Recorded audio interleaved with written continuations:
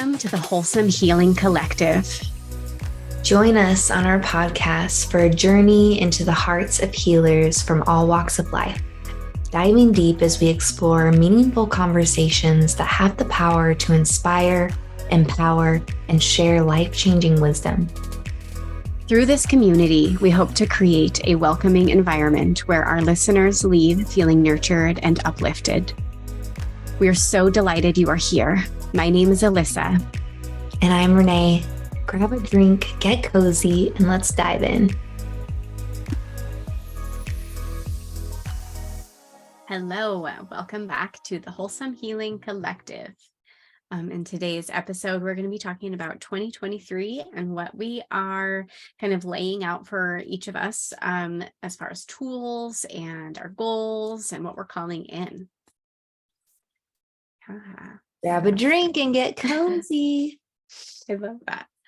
I just have plain water today. I did a little, I did some chai today. Chai tea. Mm-hmm. Yum. I was editing our first episode, and the amount of times we say yes and yeah is so funny. I think that somebody could play a game around how many times we said that. A drink of tea every time instead of a drinking game, but not with alcohol, with like tea or juice or something. Yeah, or water. You would be well hydrated. Yes. Yeah. That's funny. I like that we are talking about the new year while in the new moon energy, which wasn't intentional, but just kind of worked out. So we've got like the new year energy, the new moon energy. We're out of Mercury retrograde. Like it's all aligning. Mm-hmm. Yeah. This will be a really potent weekend. I love that. Yeah. So I guess this is a great opportunity for us to expand on the themes that we mentioned in our other podcast. Do you want to go first? Yes. So 2023 is the year of me being seen. And so just trying to collaborate, be visible. I'm doing, this channel, this podcast with you. I'm also doing Facebook Lives every week. And so just those are all things where I'm stepping out of my comfort zone. And it's been really exciting. And I feel like I've titrated into the process too. So it's not like too scary that I just want to hide. It's like comfortable because I've done one thing at a time, and it's felt really great. Awesome. Yeah. What about you? My puppy just entered the room with all kinds of energy. Which is probably the perfect segue. She's so cute though, because she's trying to get my other dog to play, really.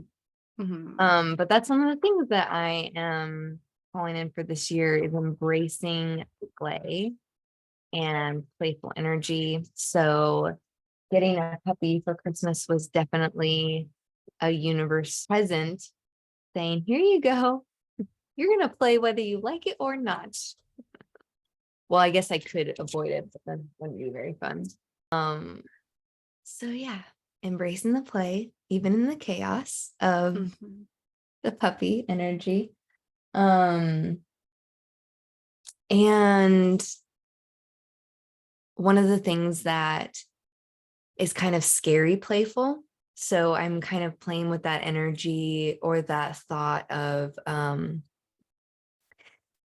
nervous energy and playful energy or excitement are really the same energies. And it's just our perception of what, or the story that we tell ourselves that really makes the difference. So trying to, in those moments of maybe getting out of my comfort zone and doing something that would normally feel nervous, how can I make that energy more playful and exciting and just change my perception around it?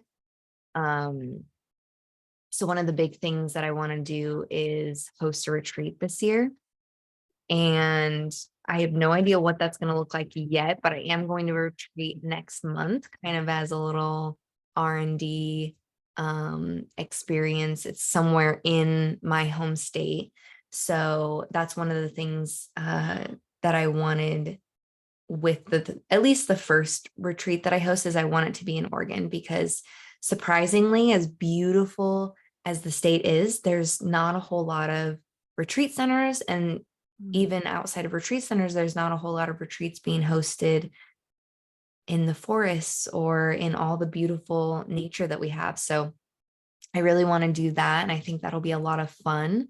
And it'll also be very much out of my comfort zone, but a beautiful kind of melding together of all the things that I've been learning and focusing on, in a way to integrate them all into one offering, I guess. So that's one playful, fun thing that I'm calling in for the year that I'm pretty excited about. I love that. I'm excited about that for you too. Yeah. Mm. Fun. What is maybe something fun about being seen, or maybe how you're putting that fun, playful lens on being seen to kind of make it less daunting? Ooh.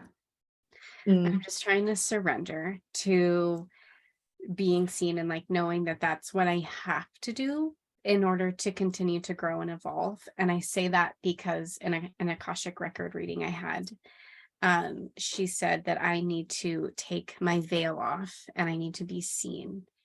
And so I've just been kind of taking that and running with it and trying to do the best I can at being seen, yeah, which that's is cool. new Taking the because, veil off.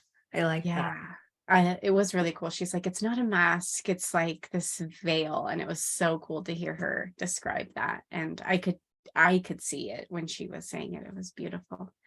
But for me, I had formerly just been like in the background, or like someone in someone's shadow, because I didn't want to be seen. I wanted to be the helper. Kind of like Mm, we were talking about before we started recording this. You've got to have that person that's behind the scenes doing the things to keep the successful business running. And that used to be me. And now I'm doing both. Um, and that's been just kind of, I guess you could say, a fun challenge in itself, but not because I'm like doing anything to make it fun, yeah, if that makes sense.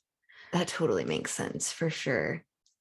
I had a curiosity ping when in something you said, but then I was listening to you, so I lost it. That is okay. Um, yeah. So what are you calling in this year? I am calling in. As soon as I said calling in, my mind was like stepping in, because I'm Mm, stepping into my power, which I feel is also a bit of that stepping into being seen. I can definitely relate with that feeling of being the person behind the scenes, being the person that sets other people up for success, and um, even in like social settings with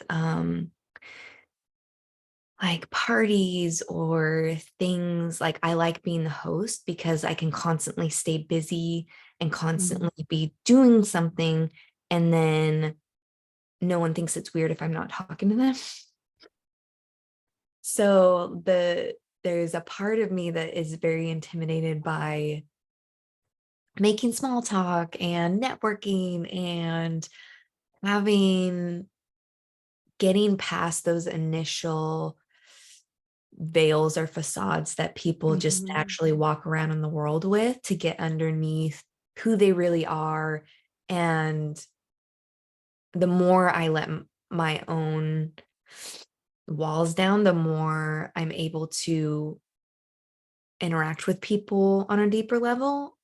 So I recognize that it always starts with us. But that's definitely something that I am trying to work on, as well as like getting out of that role of being behind the scenes, stepping into my power, stepping into being a lighthouse is what just came into my mind. That idea of it's okay to stand alone and be strong and be powerful and be seen in a way that like a lighthouse doesn't yell from the rooftops. It doesn't, there isn't sound, there isn't flashy anything. It's just standing in its power, shining and being a beacon for other people. So that's what I'm calling in. I love that.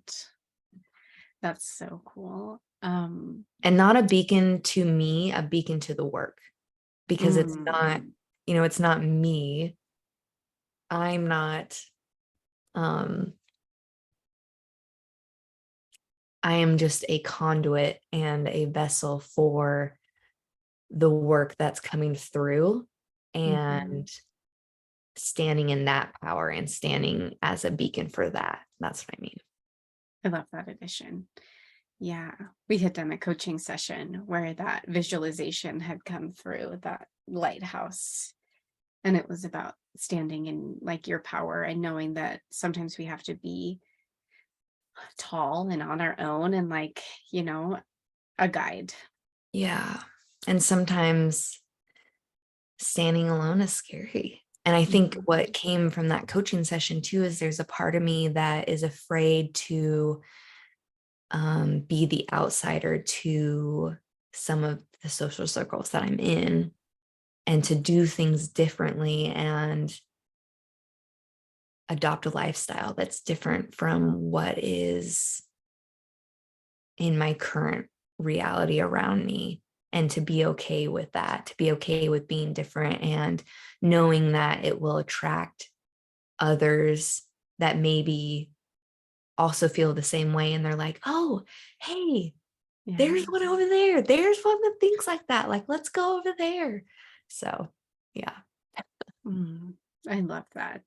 I was just talking to somebody the other day about not drinking alcohol is similar to that person that's just breaking the cultural norm and not drinking in situations where it's just so normal and natural for everybody to be drinking or to like really be drinking. And that I because I was in that situation, like I had kind of just put myself in this box, and I'd conditioned myself in living in so many different patterns and ways, specifically calling myself, I was known as analytical Alyssa. And it was like, because I thought that I was analytical, that I was like such a thinker and that I didn't have any emotions. Not really that like alcohol and that relationship like goes hand in hand, but when I stopped drinking alcohol, I could wake up and I could start feeling my emotions, and I could realize that there's so much more to it than just having to be in that box. Yeah.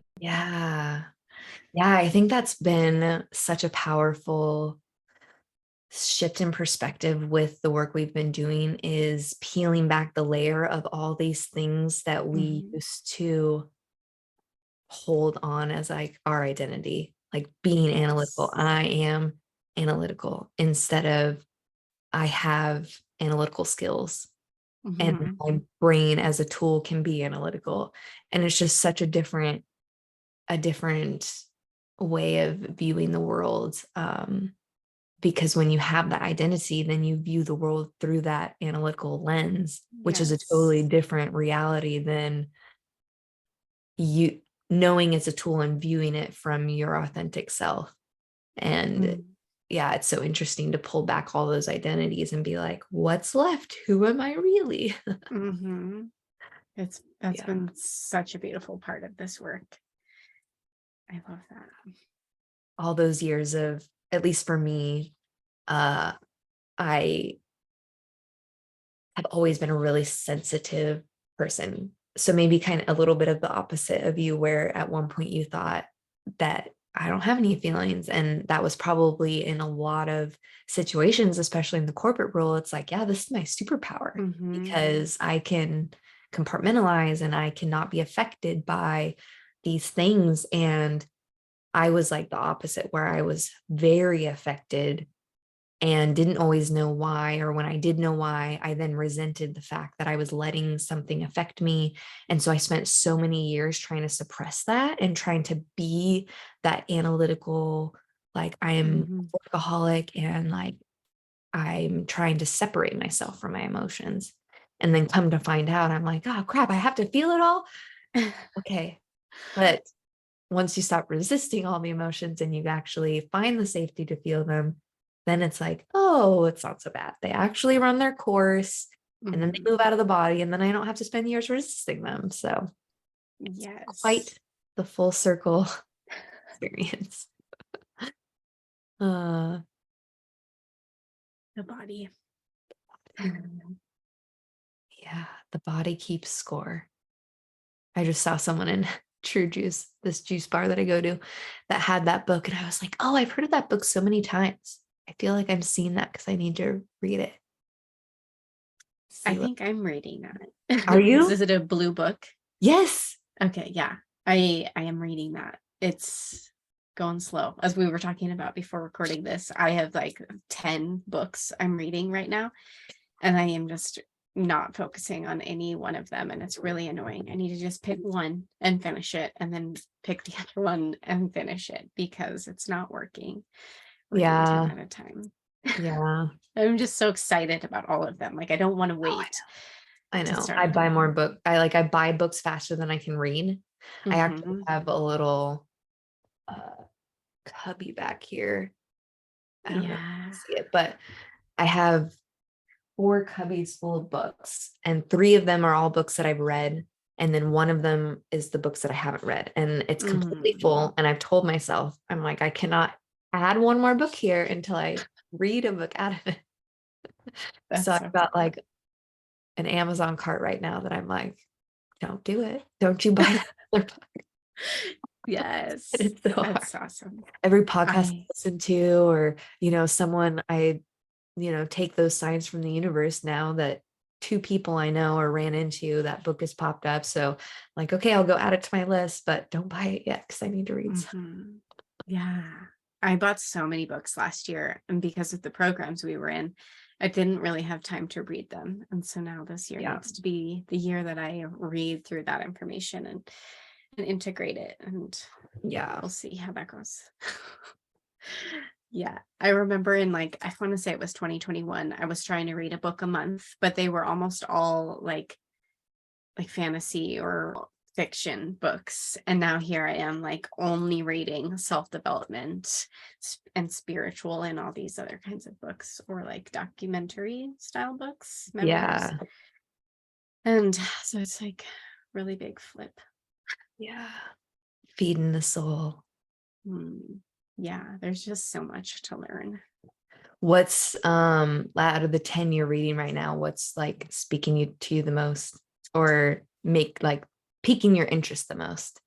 I've been trying to finish Women Who Run with Wolves. I've been reading that, I want to say, since June, maybe Yeah. earlier. So it's been a really long time. For a while, I was reading when I was in the hot tub, and I would go and I would read while I was in there. And then it got snowy and cold. And so I didn't want my hands to be like freezing. So I stopped reading throughout the winter time. And then I don't want my hair to get ruined when I'm out there anyways. So I spend less time in the hot tub in the winter months. Mm, Because I don't wash my hair every day. I wear like a shower cap. So I'm really like cautious about, like, I don't want to go get like humidity in my hair before. Anyways, long story. And then I want to read the Akashic record book that you just finished, that I've had for a couple of years, and I want to finish that. yeah. Yeah, that's a good one. That's a good one Yeah. for sure. So you just finished that. So that means you're starting a book soon. Yeah, I just started another book called Frequency, Mm, which is all about energy. and just the different waves and they're kind of, I'm in just the first couple of chapters, so they're, laying down that foundation and talking about how, energy, when we are expecting it to be a particle, it'll be a particle, but when we're looking for it to be a wave, it'll be a wave, and how it can change and shift, and the different the faster frequencies versus the lower, denser frequencies. And so a lot of it is somewhat familiar to me from other work. So I'm kind of waiting for it to get to the part where you're actually working with the energy. So right now it's explaining the energy, and then it'll get to working with the energy. So I'm excited to get to that part. Yeah. That's always the part where I'm like excited. Like I want to know what the secret is in this book for me to take and to implement. That involves the reading before. Yeah, I know. I always think of books as having little gold nuggets in all of them. Yeah. Not everything you read is going to be the aha moment, but if there's just one in each book, then it all cumulatively is this beautiful treasure. So I always feel like I'm on a treasure hunt. I love that. That's how I feel with somatic coaching too. Like when you're working with someone and you're going into the internal landscape of the body, and you're listening to the sensations and the emotions and the language of the body, and everything that arises is like a breadcrumb or a clue to the treasure, to the bound energy that needs to be released, or to the heart that needs to be soothed, or to the underlying need that just wants to be met, or the protector that just wants to be calm. Like everything we listen to is a clue to those things that release us from our own chains, that then allow us to transform. Wow.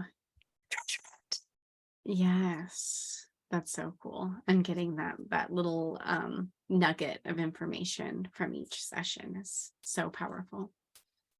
That's probably the hardest part, right? Is that we don't always find the treasure in the session. Sometimes you just get a nugget, and then it's like, okay, how do I work with that? And then in the next session, okay, how do we go deeper and find the next nugget and find the next clue? And then, it might be a month before you get to that aha moment. Sometimes it happens in session, especially after, we have sessions like that all the time because we've been doing it for so long. But I think that's something that is a little bit hard when you're starting with new clients, because they want that transformation, that instant gratification, but it's a process. It's a treasure hunt. It's you gotta patient and build the foundation of safety, and then find the treasure. I love that analogy.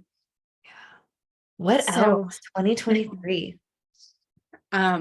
I'd mentioned, I think in episode 1 or 2, that I've been dealing with my ADHD, which by the way is self-diagnosed and unmedicated. So I'm just trying to do dietary things. And time blocking was really big when I was in real estate. Like that was how I managed my time so well, and how and what I urged the other agents to do to manage their time. And now I'm like, I don't want to block out my calendar because that's how people schedule. So that's been kind of a new thing where I'm like annoyed that I can't block every minute out, but it's also kind of for the best because I want it to be a little flowy. So I found a new tool to use this year to kind of block out each day and have a theme for each day based upon the planets. Yeah. So I've made a little sticky note here because this information is not memorized yet, but maybe by the end of the year I'll know what I'm talking about. So I found a picture online about the planetary the planets and their days that they're associated with. So I was like, this is perfect. This is how I'll kind of block out my days. And so Monday is the day of the moon. So it's a perfect time for journaling, reflecting, setting intentions, and preparing for the week ahead. And I love that because Mondays is the week that I always have weekly meetings with myself. And so I will plan out my week on Mondays. So it felt really good that that was already aligned. Nice. And then Tuesday is Mars. So that's a time for starting new projects, for crushing your to-do lists, and then trying like an intense workout, which kind of, I liked having that in there as a reminder that I should work out. And I love that the crushing the to-do list like follows the day that you're planning. And then the next day you're like, I'm going to rock these to-dos. Yeah. Wednesday is Mercury. So this is a time for catching up on emails, brainstorming ideas, and long-term planning. So I really like that. And I think that helps keep me organized and not get so, I'm like a bottomless pit of ideas. And so like brainstorming, but then also remembering I have to like do long-term planning with that information instead of just like, how does it all play into the bigger picture? yes. Yeah, and our mentor Sam Scully said we should have an hour every day for thinking, and I'm like, I can't think for an hour every day. That sounds like quite the commitment. So that's kind of what I'm doing on Wednesdays, that brainstorming, that long-term planning. It's like my thinking time to like think about me and my business and like what my values are, and am I in line with my mission? So that's kind of what I use that day for. Thursday is Jupiter. So this is a time for practicing gratitude, a date with your finances, and working on your goals. So every Thursday I have a money date with my bank accounts or the bills that are due, and I set time aside to do that on Thursday. Friday is Venus. So this is a time for spending time with loved ones, for practicing self-care, and for treating yourself. And that matched perfectly. Every Friday we meet to do a feeler. So that's like a little self-care activity. And then I go live every Friday for a breathwork session. It's just a quick little how do you do. And I thought that was perfect because I think I had just already kind of decided to do that anyways, and it was lined up. Perfect. And then Saturday is Saturn. This is a time for getting chores done, learning, and tying up any loose ends on projects, which I thought was fascinating that Saturday is day for chores, because in my brain, I always thought Sunday was, but I really wanted to relax on Sunday. So then I just was never doing the chores because I was shopping on Saturdays. But yeah, so this has been a helpful reminder to know that chores should be done on Saturday, so then I can relax on Sunday. Yeah. And so Sunday is the sun. So a time for relaxing, expressing creativity, working on our inner reflections, and growth. So I am really excited to be implementing all of that this year. That feels good. I love that. I love Sundays being intended for the creativity and the growth and the relaxation. I have definitely worked. Sometimes it doesn't work out, but I try really hard to have Sunday be the day that is completely blocked out. And I don't do anything unless it's with my hubby. And other than that, it's the creativity and it's the growth and it's the inner stuff. So yeah, that's awesome. I love that. Yeah, me too. I've always reserved Sundays for like family time. Yeah. How about you? What tools are you using this year? Well, what comes to mind right now that I have only recently started looking at closer and really trying to actually live in accordance to the energy. I mean, I guess energy is everything is kind of one of my themes also, and constantly reminding myself to focus on the energy instead of focusing on the external, the to-dos, the creating matter with matter stuff. Constantly reminding myself to create an energy first. And so I've been working on aligning my energy with my cycle. So actually looking at the winter, spring, summer, fall energies that we go through in our monthly cycle. And I previously just wanted to be in spring and summer all the time. And whenever my energy would drop or I would feel my hormones shifting, it was just like constant resistance and trying to force myself into continuing to perform and have the same levels of energy that I do in spring and summer, which my body does not want to do. And so instead of resisting that and constantly feeling like I'm swimming upstream, I'm surrendering to that and actually giving myself grace in the times where I don't have the energy and looking at it as a gift for different creations. So, when I'm in follicular or ovulation phase where I have the spring and the summer, that's my time where I get to have the energy, bust out the to-dos, and have the energy of creation and that receptive energy, Yeah. the energy of receiving. But then when I'm in fall and winter, it's like, okay, how can I slow down and actually be okay with slowing down? And then how can I use that time to reflect, to problem solve, to go into my internal landscape and just spend time not producing results, which has been really, really hard and a really big shift that I'm still working on. But I do feel like it's becoming a game changer already. And as I become more aware and more attuned with how I'm feeling as I enter and exit these different phases, I am like, oh, okay, I'm making note of this. And then I look ahead to the next month and I'm like, this is the day that I am blocking my schedule. I'm not doing anything and I'm allowing myself to be tired.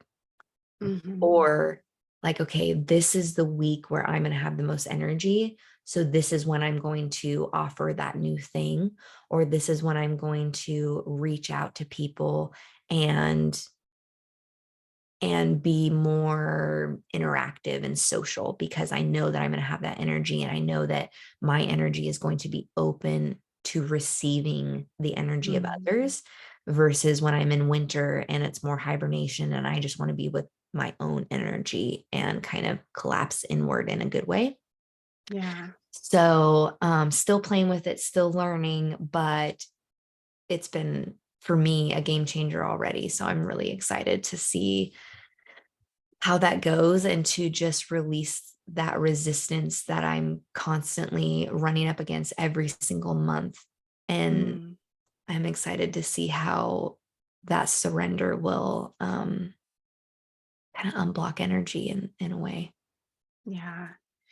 It's so beautiful when we can be with the energy instead of just grinding and like forcing and being like, why can't I be like a man who doesn't have the same like cycle and go through the same phases that we do? Like, there's no way that we can keep up with them. So just like allowing that self-compassion and that grace for our bodies as they change. Yeah, that's such a good note, because it is hard when you are around people who can be in spring every day. They might experience winter every day too, but they get to experience that energy every day. And it's hard not to be like, well, I can too. Like, no, it's okay not to. Yes. I love that. And did we already talk about what you're calling in? Yes, the playful energy, calling in playful energy, but stepping into my own power energy and Okay. shifting. For me, that stepping into my own power is also shifting my perspective on what power means, which I'm still working on, because I have definitely had a previous association with power being negative, greedy, corporate, like the distorted Yes. masculine version of power. Whereas now I'm embracing the feminine, creative flow energy of power, and slowly stoking the little ember of fire in me that I've suppressed for a long time, and letting that start to burn and fuel that power, and knowing that I can have power that's funneled through my heart that's going to do good, and not, and if there is destruction, it's good destruction. It's destruction Mm. of old beliefs, destructions of old patterns and things like that. So embracing that new perspective of power and stepping into it. I love that. Mm. You It's had a asked tall me. order for 2023, baby. Well, we did so Mm. much work in 2023 that I think that what you're trying to accomplish this year is going to be easy in comparison. Yeah, it's going to be awesome. We both have Yeah. more quantum leaps in our future. Hmm. Feel it. You had asked me earlier, how am I making being seen fun? And it came to me while you were talking. So every time I go and do something, I'm looking for that next inspired action. Like if somebody says I need to meet so and so, or I should go and do this, or whatever that piece is, I'm like, I think that's the fun part, is like finding that next nugget on the treasure trail. Yeah. Totally. The clues of the universe that get Hmm. placed in your path. Yeah. Yeah, I love Yeah. that. I've continued to meet so many wonderful people this year because of that. Yeah. Yeah. It's so Mm. cool. Mm-mm-mm. I love that. Mm. Okay. Any final thoughts before we wrap up and move Mm, into what'll pretty soon be the second month of the year? it's crazy. Yeah. No, I don't think I have any final thoughts. Do you have any final thoughts? Mm. The word awareness comes into my mind. Hmm. The word awareness. So I think maybe the message that's coming through is just to constantly be in awareness, and Mm, be in that awareness, be in that observer role of everything that's happening for you every day in every way. And yeah, awareness is so powerful. I love that. And that's the first step to change. I think we've mentioned that before. It's like you have to be aware of Yeah. what the patterns are, or what your protectors are, or your parts are, or your identities, before you can make any changes. Mm-hmm. Yep.